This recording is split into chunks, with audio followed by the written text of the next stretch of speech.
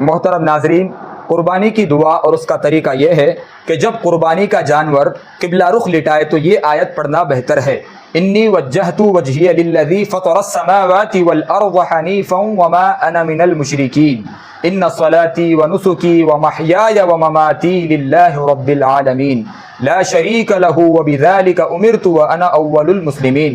پھر اگر یہ دعا یاد ہو تو پڑھے اللہم منک ولک، پھر بسم اللہ اللہ اکبر کہہ کر ذبح کرے، اور ذبح کرنے کے بعد یہ دعا پڑھے اللہم تقبلہ منی کما تقبلت من حبیبک محمد وخلیلک ابراہیم علیہم الصلاۃ والسلام۔ اور اگر کسی اور شخص کی طرف سے ذبح کر رہا ہے تو منی کی جگہ من پڑھ کر اس شخص کا نام لے، جیسے اللہم تقبلہ من شاہید کما تقبلت من حبیبک محمد وخلیلک ابراہیم علیہم الصلاۃ والسلام۔ یہ ہے قربانی کی دعا اور اس کا طریقہ۔